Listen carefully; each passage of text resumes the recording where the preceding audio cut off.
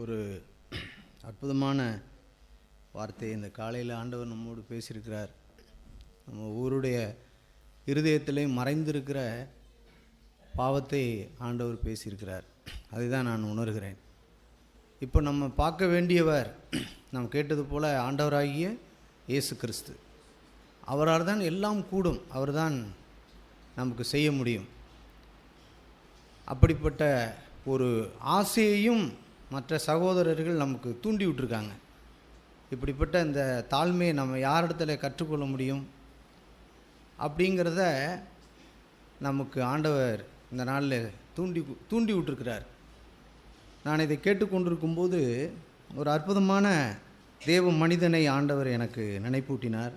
1 ராஜாக்கள் 17ஆம் அதிகாரம் முதல் வசனத்தில் எலியா என்கிற ஒரு தீர்க்கதரிசி, தேவனுடைய மனுஷன், 17ஆம் அதிகாரம் முதல் வசனத்தில் அவர் சொல்லுகிறார். நடுப்பகுதியிலேருந்து படிக்கிறேன். இந்த வருஷங்களிலே பனியையும் மழையையும் பெய்யாது இருக்கும் என்று இஸ்ரவேலின் தேவனாகிய கர்த்தருக்கு முன்பாக நிற்கிற நான் அவருடைய ஜீவனை கொண்டு சொல்லுகிறேன் அப்படின்னு சொல்கிறார். கவனித்து பாருங்கள்.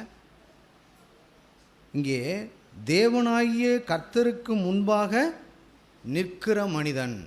இந்த எலியா யார் அப்படின்னு சொன்னால், எப்பொழுதுமே கர்த்தருக்கு முன்பாக நிற்கிற மனிதன். இங்கே உட்கார்ந்துருக்கிற நீங்களும் நானும் நாம் கேட்கிற இந்த சுவிசேஷம் அல்லது இந்த சத்தியம் நம்முடைய வாழ்க்கையில் அது வளர்ந்து நாம் மேல் நோக்கி போக வேண்டும் என்று சொன்னால், நீங்களும் நானும் கர்த்தருக்கு முன்பாக நிற்கிற மனுஷியாய் மாற வேண்டும். இயேசு கிறிஸ்து இந்த பூமியில் இருக்கும்போது திரும்ப திரும்ப அவருடைய வார்த்தையை கவனிப்பீர்கள் என்று சொன்னால், நான் வானத்திலிருந்து இறங்கி வந்ததின் நோக்கம், காரணம் எல்லாமே தேவனுடைய சித்தத்தை செய்யும்படிக்கே வந்தேன் அப்படின்னு சொன்னார். தேவனுடைய சித்தத்தை செய்யும்படிக்கே நான் வானத்திலிருந்து இறங்கி வந்தேன். எனக்கு இந்த பூமியில் ஒரு சரீரம் ஆயத்தம் பண்ணி வைக்கப்பட்டிருக்கிறது. அந்த சரீரத்தில் நான் வந்து தேவனுடைய சித்தத்தை செய்யும்படிக்கே நான் வந்தேன் அப்படின்னு சொல்கிறார். அவருக்கு ஒரு சரீரம் கொடுக்கப்பட்டது. இப்போ உங்களுக்கும் எனக்கும் அப்படி ஒரு சரீரம் கொடுக்கப்பட்டிருக்கிறது. அந்த சரீரத்தில் தேவனுடைய சித்தத்தை நீங்களும் நானும் செய்யணும். அதுக்கு தான் இந்த சரீரத்தை ஆண்டவர் கொடுத்துருக்கிறார். ஆனால் இந்த சரீரத்தை நாம் எதற்கெல்லாம் பயன்படுத்துகிறோம்னு யோசித்து பாருங்கள். நான் இப்படி யோசிக்கிறேன். நாம் கையில் ஆண்ட்ராய்டு செல் இருக்குது. ஒரு நாளைக்கு எவ்வளோ நேரம் நான் செல்லுக்கு முன்னாடி என்னுடைய நேரத்தை செலவழிக்கிறேன்? அல்லது என்னிடத்தில் இருக்கிற பணம், அல்லது என்னிடத்தில் இருக்கிற வேலை, என்னிடத்தில் இருக்கிற சொத்து, என்னிடத்தில் இருக்கிற அழகு. சில பேர் நம்மிடத்தில் இருக்கிற அழகை கூட நாம் தனியாக ரசிக்கக்கூடிய ஒரு அழகு வாய்ந்த மாந்தர்களாகவும் மாந்திகளாகவும் நாம் இருக்கிறோம். அதை குறித்து அப்போ என்னென்னா, அதுக்கு முன்னாடி வாழ்கிறவர்களாய் நாம் இருக்கிறோம்.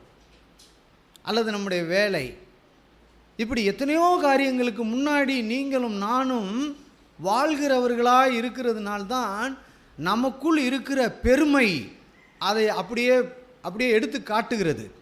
அந்த பெருமை நிமித்தம்தான் நான் தேவனுடைய முகத்துக்கு முன்பதாக வாழாமல் நான் வாழ்கிற ஒன்றை நமக்கு காட்டுகிறது. ஆகையினால் நாம் கவனிக்க வேண்டும். இயேசு கிறிஸ்து இந்த பூமியிலே வந்தபோது அவர் அவ்வளவு ஏழ்மையாய் வந்தார். மிக மிக ஏழ்மையாய் வந்தார். அவருடைய ஏழ்மையை குறித்து வேதத்திலே நாம் தியானிக்கிறோம். எத்தனையோ பரிசுத்தவான்கள் மூலமாய் அந்த செய்திகளை நாம் கேட்கும்போது உண்மையிலே நம்முடைய இருதயம் கொழுந்து விட்டு எரிகிறது. நேற்று நான் அப்படி ஒரு தேவ மனிதனுடைய செய்தியை, இயேசு கிறிஸ்துவை குறித்த ஒரு செய்தியை கேட்டு உண்மையிலே நான் பாடிக்கொண்டிருக்கிற ஒரு பாட்டின் அர்த்தத்தை நேற்று சாயந்தரம் நான் கண்டுபிடித்தேன். அடிக்கடி நான் பாடுவேன், அவர் நேசத்தால் சோகமானே, என்மேல் பரந்த கொடி நேசமே, அவர் நேசத்தால் சோகமானே, என் மேல் பரந்த கொடி நேசமே. இயேசுவே ஆத்மநேசரே, சாரோனின் ரோஜாவாம் லீலி புஷ்பமுமா, 10,000களில் சிறந்தோ என் ஆண்டவர், 10,000களில் சிறந்தோ. அப்படி அடிக்கடி ஒரு காதலனும் ஒரு காதலியும் எப்படி நெருக்கமாய் உறவு வைத்து, கடற்கரையிலலாம் நீங்கள் போய் பார்த்தீங்க அப்படின்னா, புதுசாக லவ் பண்ணுறவங்க காதலி அங்கேயும் காதலன் இங்கேயும் உட்கார மாட்டாங்க. ஒரு ஆள் உட்கார இடத்துல 2 பேரும் உட்காந்துருப்பாங்க. எப்படின்னு கேட்குறீங்களா? அதுதான் காதல். ஒரு ஆள் ஏப்பா ஒரு ஆள் தான் உட்கார முடியும், எத்தனை பேர் உட்காந்துருக்காங்க? சில பேர் உட்காந்துருந்த அனுபவம் உள்ளவங்க இருக்கும். ஆனால் இப்போ பாருங்கள், வீட்டில் மனைவி ஒரு பக்கம் உட்காந்துருக்காங்க, புருஷன் ஒரு பக்கம் உட்காந்துருக்காரு. ஏய் வேண்டா, என்ன போட்டியா, டீ போட்டியா அப்படின்னு அற்புதமான ஒரு காரியத்தை ஆனந்த் சொன்னார். சொல்லும்போது எனக்கு சொரேன்னு இருந்துச்சு. இந்த லைட் ஆஃப் பண்ணு இந்த இது அப்படின்னு. லைட் ஆஃப் பண்ணுறது எங்கள் வீட்டில் நான் தான், அதில் ஒரு மாற்றம் கிடையாது. ஒரு லைட்டுக்கு 2 லைட்டு எரிஞ்சுன்னா உடனே ஆஃப் பண்ணிடுவேன். இம்மிடியட்டாக அப்படி ஒன்று தான் எரியணும் அப்படிமே. இங்கேயும் கூட சபைக்குள்ளே வந்து பூந்து இந்த பையனை கூட்டிகிட்டு இருக்கல, ஏன்ப்பா இத்தனை லைட்டு எரியுது, ஒரு லைனை ஆஃப் பண்ணு அப்படிமே. அது வேறு. ஆனால் இன்னைக்கு காலையில் அவங்க புடவையெல்லாம் கட்டிக்கிட்டு ரொம்ப இதாக வேர்த்து நிற்கிறாங்க. ஒரு இடத்துக்கு அவசரமாக 8 மணிக்கு கிளம்புறோம் நாங்கள். ஏங்க அந்த சுடுதண்ணியை போடுங்க அப்படின்னாங்க பாருங்கள். அப்பா நான் போட மாட்டேன் அப்படின்னு சொன்னேன். அவர் சொல்லும்போது எனக்கு அப்படியே சொரேன்னு இருந்துச்சு. சே, எவ்வளோ மோசமான மனுஷனா இப்படி சொன்னனே. ஒரு ஆள் வந்து எனக்கு உசுப்பி விட்றாரு. இப்போ பார்த்தீங்களா, நான் என்னமோ பெரிய வாழ் மாதிரி உங்களுக்கு பிரசங்கிக்க இருக்கிறேன், ஆனால் எவ்வளவு நானும் எனக்குள்ளே எவ்வளவு தோல்வியுற்ற மனிதனாக இருக்கிறேன் அப்படின்னு என்னை அதை ஒரு வெட்கத்தை எனக்கு உண்டு பண்ணுது. இப்படி தான் நாம் ஒவ்வொருவரும் ஒவ்வொரு நாளும் ஒவ்வொரு சூழ்நிலையிலே நாம் பாதிக்கப்படுகிறதை சபையில் வைத்து ஆண்டவர் தேற்றுகிறார். இனிமேல் நான் சுடுதண்ணி போடுங்கன்னு அவங்க சொல்லி முடிக்கிறதுக்குள்ளே நான் போயிடுவேன் போடுறதுக்கு. ரொம்ப ஈஸியாக அடுப்பை பற்ற வச்சு போடுற வேலை இல்லை. சுவிட்சை தட்டினா சுடுதண்ணி வரப்போகுது. அதை போடுறதுக்கே நம்மளால் என்ன செய்ய முடியலை. சாப்பாட்டையும் அவங்க தான் ஆக்கி கொடுக்கணும், தண்ணியும் அவங்க தான் போட்டு கொடுக்கணுங்கிற மிகப்பெரிய கெட்ட எண்ணம் நமக்குள்ளே இருக்கிறதை ஆண்டவர் நமக்கு காமிக்கிறார். இதெல்லாம் சபையில் தான் நம்ம கேட்க முடியும், வேற எங்கேயும் கேட்க முடியும். ஆண்டவர் நம்ம எப்படி நல்லவர் பாருங்கள். அதுபோல் இயேசு கிறிஸ்து இந்த பூமியில் அவர் ரொம்ப ஏழ்மையாய் அவர் வாழ்ந்து, ஒரு குடும்பத்தில் 7 பேர் அண்ணன் தம்பி, அக்கா தங்கச்சிங்க தம்பிங்க, இவர் சேர்ந்து 7 பேர், அப்பா அம்மா 9 பேர் ஒரு குடும்பத்தில் வாழ்ந்திருக்காங்க. இந்த சம்பவத்தை நான் எதுக்கு சொல்ல வந்தேன்னா, இதை நான் கேட்கும்போது உண்மையால் அவர் நேசத்தால் சோகமானேன்னு சொல்லி அப்படியே நான் அந்த நேற்று சாயந்தரம் அந்த என்னுடைய இருதயமும் என்னுடைய மனமும் எவ்வளவு, ஆண்டவரே நீங்கள் எவ்வளவு ஒரு உங்களிடத்தில் எவ்வளவு தாழ்மை இருக்கிறது, எவ்வளவு தாழ்மை, அதை விவரிக்க முடியாத அந்த தாழ்மையை காணும் பொழுது, இயேசுவே இது மாதிரி நம்ம இல்லையே அப்பா, இந்த இடத்துக்கு எப்போ நம்ம வரப்போகிறோம் அப்படிங்கிற ஒரு பெரிய ஆசையையும் தாகத்தையும் ஆண்டவர் அந்த வசனங்கள் மூலமாய் கேட்கும்போது எனக்கு அதை இருதயத்தில் கொடுத்தார்.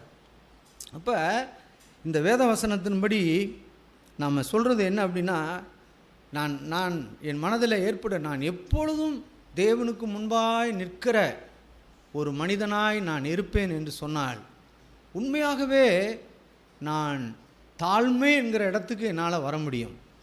அதுதான் இயேசு செய்தார். ஒவ்வொரு நாளும் அவருடைய வாழ்க்கை தேவனுக்கு முன்பாக இருந்தது. அவருக்கு முகத்திற்கு முன்பதாய் இயேசு வாழ்ந்து கொண்டே இருந்தார். அப்படிப்பட்ட எலியா தான் ஜனங்களை கூட்டி என்ன கேட்கிறார் பாருங்க. 18ஆம் அதிகாரத்தில் 21ஆம் வசனம், 18ஆம் அதிகாரம் 21ஆம் வசனத்தில்,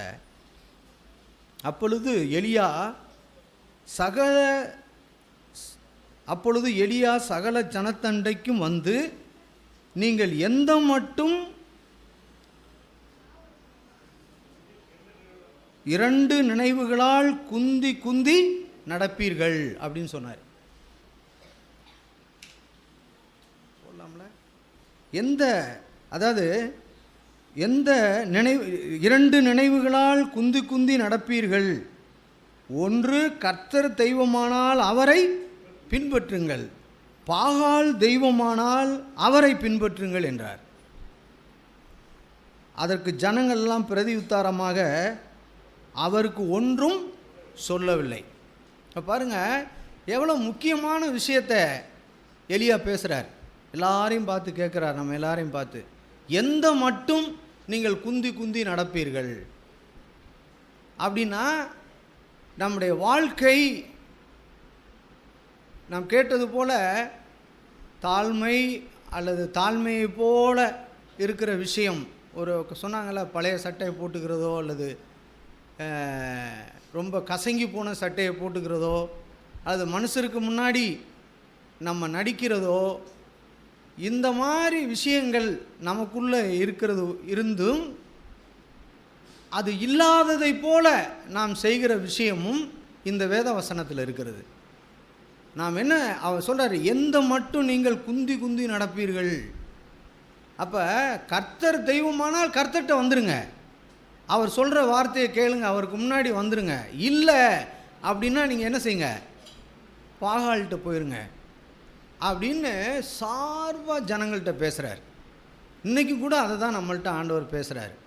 நான் சொல்கிற வார்த்தை என்ன, அதை கேட்டு நீ கர்த்தர் தெய்வமானால் கர்த்தரை பின்பற்று. அவங்களுக்கு முடியலை, கர்த்தரை பின்பற்றவனும் சொல்ல முடியல, பின்பற்றாமல் இருக்கவும் சொல்ல முடியல. அவங்க பேசாது இருந்தார்கள் அப்படின்னு எழுதியிருக்கு. அதே போல தான் நம்ம இருக்கிறோம். ஆண்டவர் நம்ம இடத்துல வாரம் பேசுகிறார், எத்தனையோ வார்த்தைகளை பேசி கொண்டிருக்கிறார். ஆனால் நான் அதற்கு மறு உத்தரவு சொல்ல முடியாமல் இருக்கிறோம். மறு உத்தரவு சொல்ல முடியாமல் நான் இந்த வாழ்க்கை எப்படி எனக்கு சாத்தியமாகும், இந்த வாழ்க்கை எப்படி எனக்கு கிடைக்கும் அப்படிங்கிற ஒரு நம்பிக்கை இல்லாதவர்களாய், அல்லது காலையிலே நான் சொன்னது போல குற்ற உணர்வு உள்ளவர்களாய் நாம் தள்ளப்பட்டு போகிறோம். ஆகையினால தான் நம்மளால் பதில் சொல்ல முடியவில்லை.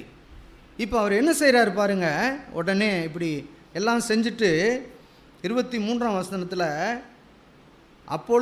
இப்போது 2 காளைகளை எங்களிடத்தில் கொண்டு வரட்டும், ஒரு காளையை அவர்கள் தெரிந்து கொண்டு அதை அவர்கள் சந்து சந்தாக துண்டித்து நெருப்பு போடாமல் விறகுகளின் மேல் வைக்க கடவார்கள்.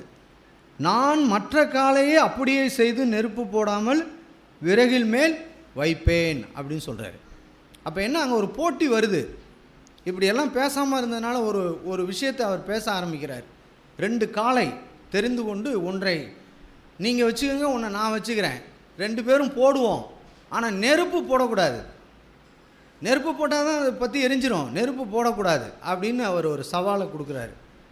சரி அப்படின்னு அவங்களும் தெரிந்து கொண்டு, முதல்ல எலியா சொல்கிறார், நீ அந்த காளையை வெட்டி துண்டு துண்டாக வை அப்படின்னு சொல்லிட்டாரு. வச்சுட்டாங்க.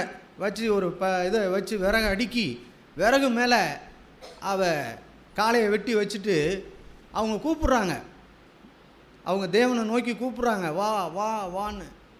அப்படி கூப்பிடும்போது அங்கே அந்த அந்த காளையின் மேலே அக்கினி இறங்கவே இல்லை.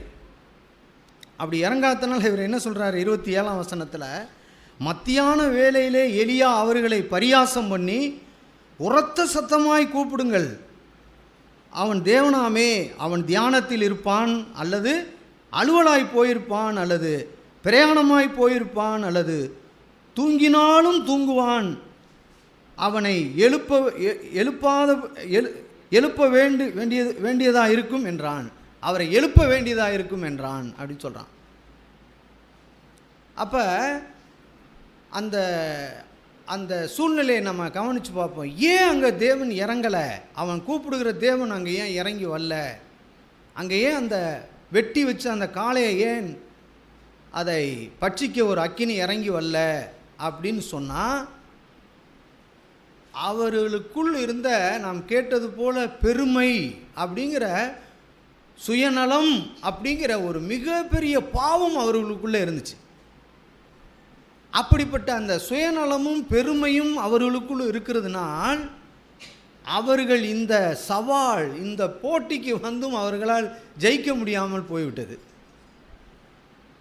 அப்போ என்ன செய்கிறார்? உடனே பாருங்க, அவர் எலியா மறுபடியும் சரி உங்களது முடிஞ்சு போச்சு, அவன் வரல, இப்போ நான் பாரு என்ன செய்கிறான் அப்படின்னு சொல்லி 30ஆம் வசனத்தில், அப்பொழுது எலியா சகல ஜனங்களையும் நோக்கி என் கிட்டே வாருங்கள் என்றான். முதல்ல அப்படி தான் கூப்பிட்றான். நீங்கள் எந்த மட்டும் நினைவு இருப்பீங்கன்னு சொல்கிற இடத்துக்கும் சகல ஜனத்தண்டைக்கும் வந்து, இவன் ஜனத்தண்டைக்கு இவன் போகிறான், போய் அவங்கள்ட்ட பேசுகிறான். இப்போ ஜனத்தை தன்னிடத்தில் வர சொல்லி சகல ஜனங்களும் அவன் கிட்டே வந்தபோது தகக்கப்பட்ட கர்த்தருடைய பலிபீடத்தை அவன் செப்பனிட்டு அப்படின்னு எழுதியிருக்கு. இப்போ இவனும் காளையை பலியிட போகிறான். அப்போ அவங்க ஏதோ டக்கு புக்குன்னு காளையை பலியிட்டு வச்சு பார்த்தா அக்கினி இறங்கலை. இப்போ இவர் என்ன செய்கிறார் அப்படின்னா, அவர் அந்த காளையை பலியிடுறதுக்கு முன்னாடி முதல்ல அந்த பலிபீடத்தை அவர் செப்பனிடுகிறார். அது எப்படி செப்பனிடுகிறார் அப்படின்னா, அதனுடைய அர்த்தம் உண்மையாய் நமக்குள் இருக்கிற பெருமை, சுயநலம் என்கின்ற அந்த பொல்லாத பாவத்தை நான் முதல்ல அதை வெறுக்க வேண்டும், அதை வெறுக்கணும். முதல்ல நான் சொன்னது போல் நாம் வசனத்தை கவனித்தா நமக்கு தெரியும், நம்மளால் எதையும் செய்ய முடியாது. நாம் கேட்டோம், தேவனால் கூடாத காரியம் ஒன்றுமில்லை. தேவன் தான் அதை செய்ய போகிறார். ஆனால் நம்ம செய்ய வேண்டிய வேலை, அதை நான் வெறுக்க வேண்டும். எப்படி இயேசு கிறிஸ்துவை குறித்து எபிரேயரில் வாசிக்கிறோம், அவர் நீதியை விரும்பி அக்கிரமத்தை வெறுத்தபடியினால். அப்படி நீதியை விரும்பி அக்கிரமத்தை வெறுத்ததினால் தேவன் அவரை ஆனந்த தைலத்தினால் அபிஷேகம் பண்ணினார் அப்படின்னு எழுதியிருக்கு. அதே போலவே இங்கே இவன் அந்த பெருமையும் சுயநலத்தையும் அவன் வெறுக்கிறான். அதை வெறுக்கிறது தான் அவன் அந்த பலிபீடத்தை அவன் செப்பனிடுகிறான். அப்போ சரியாக கட்டி இப்போ இவனுக்கு கொடுக்கப்பட்ட காளையை வெட்டி அது மேலே வைக்கிறான். அவங்க வச்சது மாதிரி வைக்கல, இவன் வித்தியாசமாக வைக்கிறான். என்ன தெரியுமா, அவங்க வெறும் விறகு அடுக்கி விறகு மேலே அந்த காளையை வெட்டி வச்சாங்க. ஆனால் இவன் விறகு அடுக்கி காளையை வெட்டி வச்சு ஒரு 4-5 குடத்து தண்ணி அது மேலே ஊற்றுறான். பச்சை தண்ணி அது மேலே ஊற்றி எல்லாத்தையும் ஈரமாக்குகிறான். எல்லாத்தையும் ஈரமாக்கி இப்போ எல்லா ஜனங்களும் பார்க்குறாங்க, அக்கினி இறங்கி வந்தாலும் அதை பச்சிக்காது அப்படின்னு ஜனங்கள் தெரிந்து கொள்ளும் அளவுக்கும் ஒரு பச்சை தண்ணியை ஊற்றி அந்த காளை மேலே வச்சிட்றான். அப்போ என்ன சவால்னா, நான் சுத்திகரிக்கப்பட்டிருக்கிறேன், தேவனுடைய வார்த்தையினால் நான் சுத்திகரிக்கப்பட்டிருக்கிறேன்.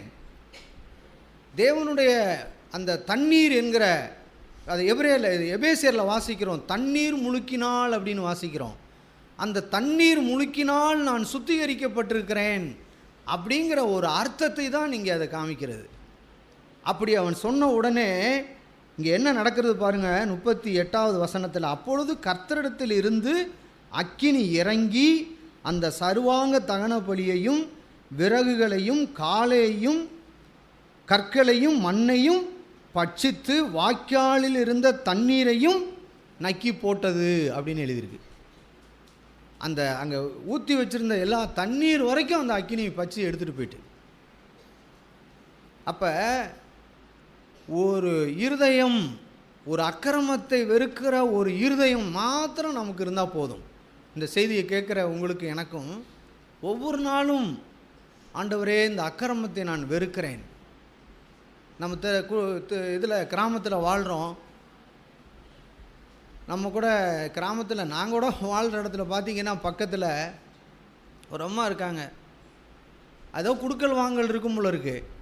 அவங்க ஃபோன் எடுத்து பேசும்போது பார்த்தா இந்த உலகத்தில் யாரும் நான் கேட்காத கெட்ட வார்த்தைகளை அவங்க பேசுவாங்க. பயங்கரமாக திட்டுவாங்க கெட்ட வார்த்தைகளை. நான் யோசித்து பார்ப்பேன், ஆண்டவரே இது எவ்வளோ பெரிய அக்கிரமம். இப்படி நம்ம கிராமத்தில் இருக்கிறோம், அங்கே நமக்கு இப்படிப்பட்ட தேவனை அறியாதவர்கள் பேசுகிற கெட்ட வார்த்தைகள், தகாத சொற்கள், எத்தனையோ வீணான காரியங்களை நம்ம இருக்கிற இடத்துல நம்ம பார்ப்போம். அதை பார்க்கும்போது நாம் அதற்கு உடந்தையாய் போகிறோமா அல்லது அதை வெறுக்கிறோமா? அந்த சூழ்நிலையை ஐயோ இது எவ்வளவு மோசமான ஒரு செயல் அப்படின்னு நான் ஒரு உதாரணத்துக்கு சொல்கிறேன். அப்படி எந்த விஷயமா இருந்தாலும் நான் வெறுக்கிறோமா? பணம் அப்படிங்கிற அந்த ஆசை நம்முடைய எண்ணத்தில் வரும்போதே அதை நாம் எதுக்கிறோமா? அதை வெறுக்கிறோமா? அப்படின்னு நாம் நம்மை நாமே தினமும் சோதித்து நாம் சுத்திகரிக்கப்படுகிறவர்களாய் நம்முடைய கிறிஸ்தவ வாழ்க்கை இருக்கணும். சுத்திகரிக்கப்பட்ட ஒரு வாழ்க்கை எப்போதும் நமக்கு இருக்கணும். ஏனென்றால் நம்மளை அறியாமலே நம்முடைய ஆவியிலே அந்த அசூசி வந்து நம்மை தங்கிவிடும். ஆகையினால் அப்படி அசூசி வந்துருச்சு அப்படின்னா நம்ம செய்கிறது இன்னதுன்னு தெரியாமலே செய்ய ஆரம்பிப்போம். தெரியாது நமக்கு நல்லதை செய்யணும், ஆனால் தீமையை செஞ்சுக்கிட்டே இருப்போம். அப்போ இப்படி அவன் செய்த உடனே அந்த அக்கினி அந்த பலிபீடத்தில் இறங்கினது. அதை தான் நம்ம கடைசியாக கேட்டோம் அந்த வார்த்தையில். பரிசுத்த ஆவியானவர் ஒரு மனிதன் மேல் வரும்போது எதையும் அவனால் செய்ய முடியும் அப்படிங்கிறத ஆவியானவர் அதை நிரூபிக்கிறார். அப்பொழுது ஜனங்கள்லாம் என்ன சொல்கிறார்? 39 வசனத்தில், ஜனங்கள் எல்லாரும் இதை கண்டபோது முகங்குப்புற விழுந்து கர்த்தரே தெய்வம், கர்த்தரே தெய்வம் என்றார்கள் அப்படின்னு எழுதியிருக்கு. அப்போ பாருங்கள், இப்போ இந்த நாளில் நான் இந்த வார்த்தையை கேட்கும்போது என்ன உணர்வு ஆண்டவர் நம்ம கொடுக்குறாருன்னா, இங்கே இருக்கிற நம்ம எல்லாருக்கும் பரிசுத்த ஆவியானவருடைய அக்கினி நம்முடைய உள்ளத்தில் இறங்கினால்தான் நாம் மூங்குப்புற விழுந்து நம்மை தாழ்த்தி, ஆண்டவரே நீர் தெய்வம், உம்மை நான் சேவிக்க வந்திருக்கிறேன், உன் முகத்துக்கு முன்பதாக நான் வாழப்போகிறேன் அப்படிங்கிற ஒரு இருதயம் நமக்கு வரும். ஆகையினால் இந்த நாளில் பரிசுத்த ஆவியின் அபிஷேகம் நம்ம வாழ்க்கையை நிரப்பி வழிய செய்ய, நாம் நிரம்பி வழியணும் அப்படின்னு சொன்னால் நாம் செய்ய வேண்டிய ஒன்று என்னென்னா, நான் பாவத்தை வெறுக்கிற மனுஷியாக இருக்கணும். எல்லாத்தையும் வெறுக்கணும். ஆண்டவரே எனக்கு வேண்டாம் சொல்லிக்கிட்டே இருக்கணும். நம்முடைய மனதிலே சிந்தையிலே பாவத்தின் அந்த கொடூரமான செயல்களை நான் வெறுக்கிறேன் ஆண்டவரே, அது எனக்கு வேண்டாம், அது என்னிலும் என் வீட்டிலும் யாரிடத்திலும் அது இருக்கக்கூடாது ஆண்டவரே அப்படின்னு நம்மை நாமே சுத்திகரிக்கிற ஒரு விஷயத்தில் நாம் இருக்க வேண்டும். ஆகையினால தான் அந்த அப்பம் பிக்கும்போது அங்கே பவுல் சொல்லுகிறார், 1 கொரிந்தியர்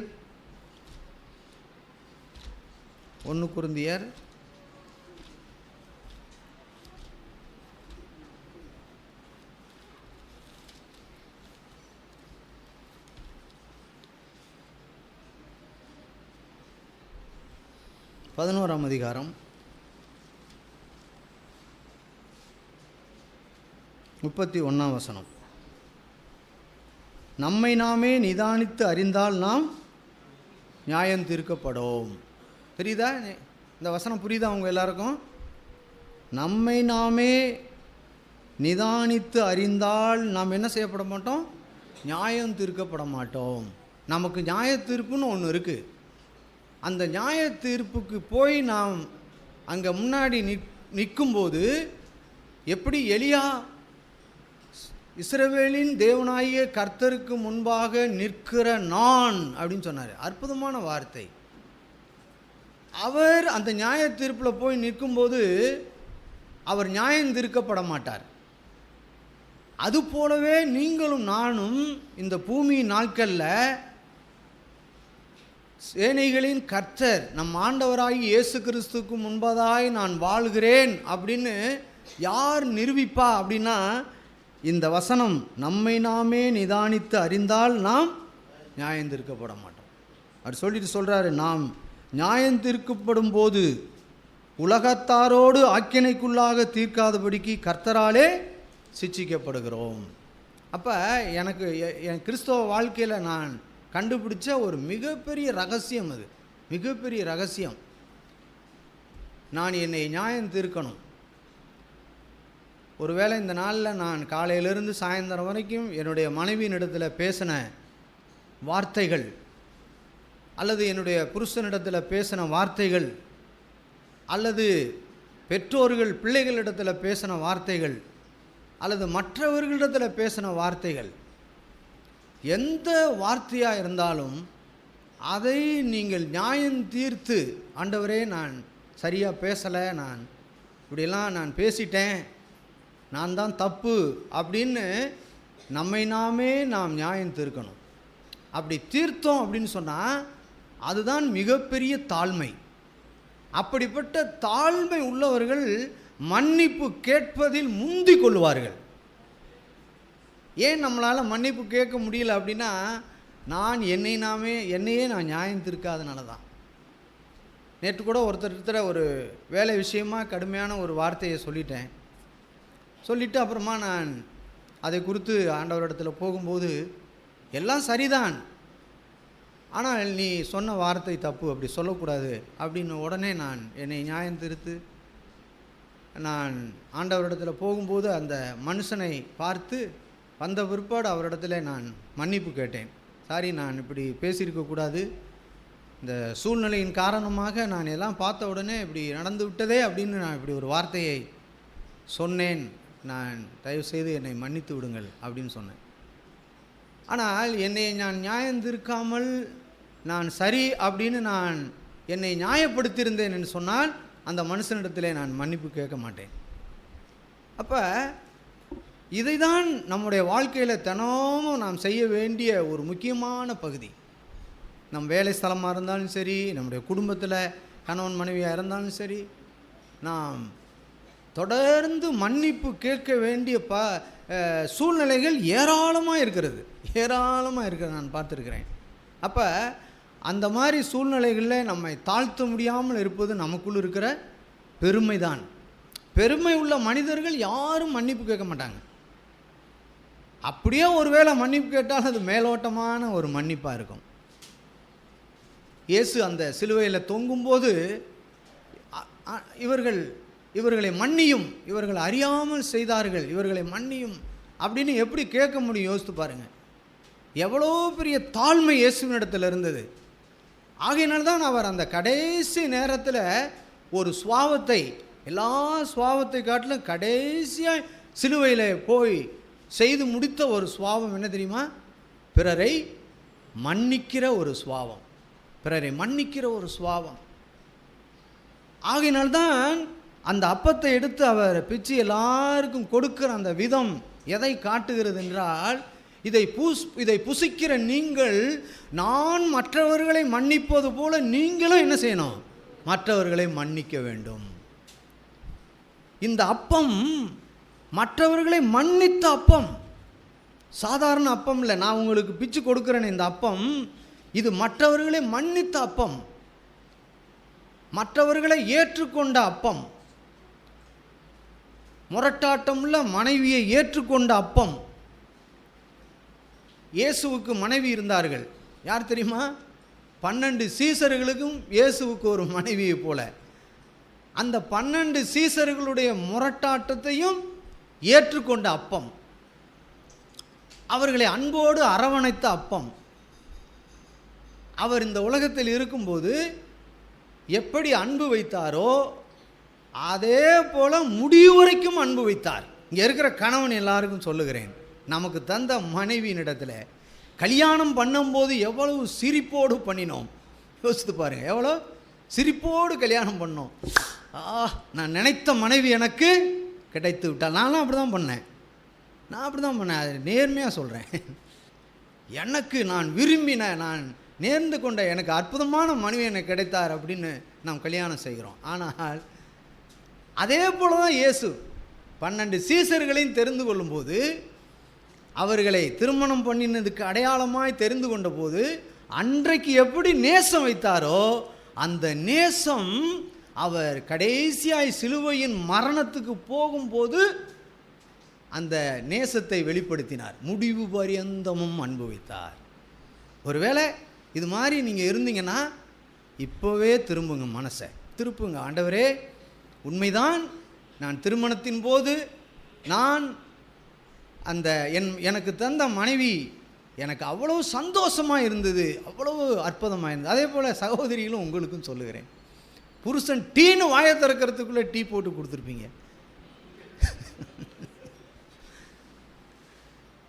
புருஷன் அப்படியே மீன் குழம்பு எதிர்பார்க்குறாரு போல இருக்கு அப்படின்னா ரோட்டில் மீன் கத்திட்டு போவான். மீன் நெல் இவருக்கு முன்னே அப்படியே சொல்லி முடிக்கல மீன் வண்டியை நிறுத்திட்டாங்க. அதை ஆஞ்சி குழம்பு வைக்கிறது அவங்களுக்கு தானே தெரியும். அதை ஆஞ்சி குழம்பு வச்சு ஐயோ நம்ம புருஷனுக்கு இப்படி டேஸ்ட்டு அப்படின்னு. அப்புறம் கொஞ்ச நாள் கழித்த பிற்பாடு என்ன டேஸ்ட்டு போடி அந்த ஆளுக்கு கத்திரிக்காயை போடு, கத்திரிக்காய் வெண்டைக்காய். அவர் முழுசாக சொல்லி பார்ப்பார், இன்றைக்கி ஒரு மீன் குழம்பு வச்சா நல்லா இருக்குமே சாப்பிட்லான்னு நினைக்கிறேன்னு. ஆமாம், இந்த லட்சணத்துக்கு மீன் குழம்பு வச்சிருக்கிறையா, கத்திரிக்காய் குழம்பு சாப்பிடு அப்படின்னு வைக்கக்கூடிய இடத்துக்கு. அது கல்யாணம் பண்ண புதுசில் மீன், அப்புறம் நாளாக கத்திரிக்காய். எப்படி எங்கே போகுது பார்த்தீங்களா? ஆனால் இயேசு அப்படி இல்லை. என்னைக்கு மீன் குழம்பு வச்சு கொடுத்தாரோ அந்த கடைசி அந்த கடல் கரையில் போய் பிள்ளைகளே ஏதாவது சாப்பிட்றதுக்கு இருக்கா அப்படின்னு கேட்டார். அவர்கள் ஒன்றும் இல்லைன்னு சொன்னாங்க. அவர் போய் ஒரு இடத்துல கறி நெருப்பை உண்டாக்கி அப்பத்தை செய்து மீனை செய்து வாங்க வாங்க எல்லாரும் உட்காந்து சாப்பிடுவோம்னு சொன்னார். என்ன அன்பு! ஏங்க அப்பா, அதை இப்போ சொல்லும்போது தான் எனக்கு தெரியுது, ஆண்டவரே இப்படிப்பட்ட ஒரு மகத்துவமான அன்பு. அதுபோல் நம்ம கணவன் மனைவி வாழ்க்கை கடைசி வரைக்கும் ஒரு சின்ன இடைவெளி இல்லாமல் இயேசுவை போல வாழ்ந்து காட்ட வேண்டும். இயேசுவை போல வாழ்ந்து காட்ட வேண்டும். அந்த அப்பத்தை எடுத்து தான் சீசர்கள் இடத்துல கொடுத்தார். அது எனக்கு என்ன விசேஷம்னா, அதை அடிக்கடி பார்க்கும்போது நம்மளை மாதிரி 100 பேரை கூட்டி வச்சு அப்பம் கொடுக்கல, 12 பேரை கூப்பிட்டு வச்சு கொடுத்தாரு. 12 பேர் தான், அதில் சகோதரிகளும் யாரும் கிடையாது. இந்த அதை அடிக்கடி நான் தியானித்து பார்ப்பேன், ஏன் 12 பேருக்கு மட்டும் கொடுத்தாரு அப்படின்னு. பாருங்கள், இந்த தன்னுடைய ஜீவனை தன்னுடைய வாழ்க்கையை விடுதலையாய் வெளிப்படுத்தக்கூடிய சொல்லக்கூடிய ஒரு 12 பேர் அங்கே இருந்தாங்க. அதில் ஒருத்தன் மாய்மாலக்காரன், அவனை விட்டுருங்க, 11 பேர் அங்கே இருந்தாங்க. அவர் நினச்சாரு, என் ஆவியை இவங்க மேலே கொடுத்துட்டேன்னா இவங்க போய் எல்லாருக்கும் அந்த ஆவியை கொடுத்துருவாங்க அப்படிங்கிற அந்த நல்ல எண்ணத்தோடு தான், அப்பா இந்த அப்பம் எப்படிப்பட்ட அப்பம் தெரியுமா, இது சாதாரணமாக வந்த அப்பம் கிடையாது, நம்ம இப்போ சாப்பிட போகிறோம் கடையில் பிணைஞ்சி சுட்ட அப்பம் போல் அந்த அப்பம் இல்லை, அது நொறுங்கி விழுந்த அப்பம். ஒவ்வொரு நாளும் உபத்திரவத்தின் பாதையில் நொறுங்கி நொறுங்கி நொறுங்கி உடைந்து ஒரு ஜீவனை சம்பாதித்த அப்பத்தை உங்களுக்கு கொடுக்குறேன். இந்த அப்பத்தை நீங்கள் புசித்த பிற்பாடு இதே போல் நீங்கள் போய் ஒரு காலை ஒருவர் கழுவுங்கள் அப்படின்னு சொல்லி தான் அந்த காலை அவர் கழுவினார். இன்றைக்கும் கூட இங்கே இருக்கிற கணவனும் மனைவியும் உங்கள் வாழ்க்கையில் இதுவரைக்கும் என்ன நடந்திருந்தாலும் சரி, ஆண்டவரே இதுதான் அற்புதமான ஒரு வாழ்க்கை, இதை நான் வாழப்போகிறேன். இங்கே இருக்கிற வாலிப பிள்ளைகள் உங்களுக்கு சொல்கிறேன், உங்கள் பெற்றோர்களை நீங்கள் எப்படி நினைக்கிறீர்கள்? அவர்களை ஒரு நேரம் இந்த சொன்னது போல் அவங்க உங்களை பெற்று தாளாட்டி வளர்த்து நல்லா ஆகி 12வது படிக்க வச்சு காலேஜ் வரைக்கும் படிக்க வச்சு செலவு செய்து பண்ணுறாங்க. சொன்னார்ல, சபைக்கு வந்தோம், முதல்ல வரும்போது எவ்வளோ சந்தோஷமாக இருந்துச்சு சகோதரர்கள், அப்புறமா அந்த சபையை குறித்த எண்ணம் காரியங்கள்லாம் நமக்குள்ளே வந்து அது போலவே நீங்கள் உங்கள் பெற்றோர்கள் மேல் வைத்திருக்கிற அந்த அன்பை ஒரு நாளும் மறக்கவே கூடாது. ஆண்டவரே, நீர் எனக்கு தந்த பெற்றோர்கள், அதை நான் நேசிக்க வேண்டும் அப்படின்னு. இன்னும் இதில் நிறையா சத்தியம் இருக்குது, நமக்கு பேசுகிறதுக்கு நேரம் இல்லை. உண்மையான இந்த அப்பம் பிக்குதல் ஆராதனைங்கிறது நமக்கு ஒரு பெரிய வரப்பிரசாதத்தை போல இது கிடைக்கத்தக்க ஒரு விஷயம் உங்கள் கையில் வரப்போகுது. அந்த அப்பம் மன்னிக்கிற அப்பம், அந்த அப்பம் அன்பு கூறுகிற ஒரு அப்பம். எப்பேற்பட்ட சூழ்நிலையில் கடந்து போன மனிதனையும் நேசிக்கிற ஒரு அப்பம் பிரியமானவர்களே. அதனால் இந்த நாட்களில் நம்ம ஒப்பு கொடுப்போம். ஒருவேளை கடந்த நாட்களில் நீங்கள் அப்படி இல்லாமல் இருந்திருக்கலாம். இந்த நாளில் உங்களை ஒப்பு கொடுங்க. இந்த வசனத்தை, நான் பேசின வார்த்தையை சிந்தனையை எடுத்துக்கோங்க. ஆண்டவரே, நான் உங்களுக்கு முன்பாதாய் வாழப்போகிறேன், ஒரு எலியா வாழ்ந்தது போல், இயேசு வாழ்ந்தது போல் நான் வாழப்போகிறேன் அப்படின்னு நம்ம ஒப்பு கொடுப்போம்.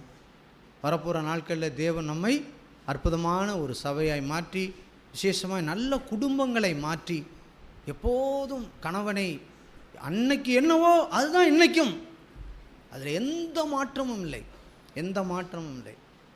உண்மையிலே நான் மகிழ்ச்சி அடைகிறேன். ஒரு காலத்தில் என் மனைவி மேலே இருந்த கசப்பு, பயங்கரமான கசப்பு, அடிக்கடி சொல்லுகிறேன், இன்றைக்கும் சொல்கிறேன்.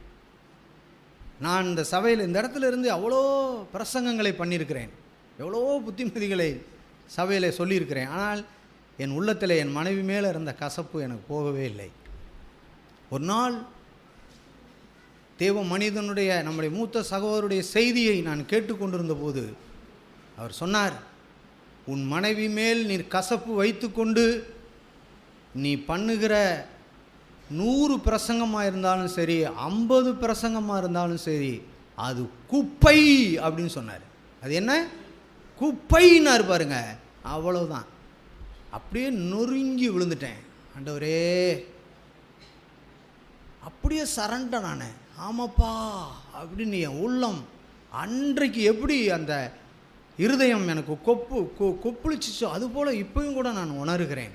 ஐயோ, எவ்வளவு நாட்கள் நான் சபையை ஏமாற்றி கொண்டிருந்திருக்கிறேன், எவ்வளவு நாட்கள் ஜனங்களை நான் ஏமாற்றி இருந்திருக்கிறேன், கசப்பில்லாதவனை போல நான் நடித்திருந்திருக்கிறேனே அப்படின்னு ஆண்டவர் சமூகத்தில் விழுந்து கதறினேன்.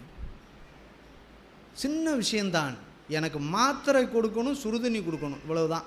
அதை அவங்க செய்ய மாட்டாங்க, நான் எடுத்து சாப்பிட்ருக்கணும். அதுதான் என் தாழ்மை. எனக்குள்ளே இருந்த பெருமை என்னென்னா, என் மனைவி எனக்கு கொடுக்கணும் அப்படின்னு இருந்தது. 1 மாதம் மாத்திரையே 3 மாதம் சாப்பிடுவேன். போய் சுகரை செக் பண்ணால் அது 400 இருக்கும். கொழுப்பு, யார் கொழுப்பு? அது ஏன் கொழுப்பு? நான் ஒழுங்காக மாத்திரையை சாப்பிட்டு சரியாக சுகரை வச்சுக்காமல் போடுற அந்த ஆதாம போல், போன வாரம் தான் நான் கேட்டோம், ஆதாம போல் நீர் தந்த மனைவி எனக்கு மாத்திரை எடுத்து கொடுக்க. என்ன தெரியுமா, இப்போ கூட ஒரு வீட்டுக்கு ஜெபத்துக்காக 2 பேரும் காரில் போனோம். நான் முன்னாடி உட்காந்துருக்கேன், அவங்க பின் சீட்டில் உட்காந்துருக்காங்க. திடீர்னு ஒரு கை நீட்டுது, என்னடா அப்படின்னு பார்த்தா கையில் மாத்திரையை கொடுக்குறாங்க, தண்ணியை கொடுக்குறாங்க. சாப்பிட்டேன். மறுபடியும் போய் அந்த வீட்டில் சாப்பிட்டுட்டு திருப்பி காரில் வர்றோம், மறுபடியும் ஒரு கை நீட்டுது. பார்த்தா அடுத்த மாத்திரை, சாப்பிட்டதுக்கு பிற்பாடு சாப்பிட்ற மாத்திரை எடுத்து கொடுத்தாங்க. சாப்பிட்டேன். நான் நினச்சி பார்த்தேன், என்னை தாழ்த்தும் போது, ஆண்டவரே நான் ஒன்றுமில்லை அப்படின்னு அந்த கசப்பான வாழ்க்கையிலிருந்து தாழ்த்தும் போது, இப்போ நான் மாத்திரையை அவங்கள எடுத்து கொடுங்கன்னு கேட்க வேண்டியதில்லை, தன்னாலேயே கொடுக்குறாங்க. இப்போ எனக்கு எந்த மாத்திரை எப்படின்னு எனக்கு தெரியாது சாப்பிட்றது, இப்போ பூரா அவங்களுக்கு தான் தெரியும். அவங்க கொடுத்தா நான் சாப்பிட முடியும். அந்த இடத்துல ஆண்டவர் கொண்டாந்து வச்சுருக்கார். நல்ல ஆண்டவர். நம்ம ஒப்பு கொடுப்போம். நமக்கு தந்த மனைவி அற்புதமானவர்கள். அதை உட்காந்து சிந்திச்சு பார்த்தீங்கன்னா, ஐயோ, அது ஒரு அற்புதமான ஒரு விஷயம். அதே போல் உங்களுக்கு கொடுக்கப்பட்ட கணவர் ஆச்சரியமானவர், அதிசயமானவரை ஆண்டவர் உங்களுக்கு கொடுத்துருக்கிறார். நீங்கள் அப்படிப்பட்ட ஒரு உறவில் வரும்போது எப்படி இயேசுவின் அன்பு சீசர்கள் மேலிருந்ததை காமிச்சதோ, அதே போல் மன்னிப்பு காமிச்சதோ, அது நம்ம எல்லாருக்கும் ஆசீர்வாதமாய் மாறும். தேவனால் கூடாத காரியம், சொல்லுங்கள் எல்லாரும் வாயை திறந்து, தேவனால் கூடாத காரியம் ஒன்றுமில்லை. கண்களை மூடி ஜெபிப்போமா?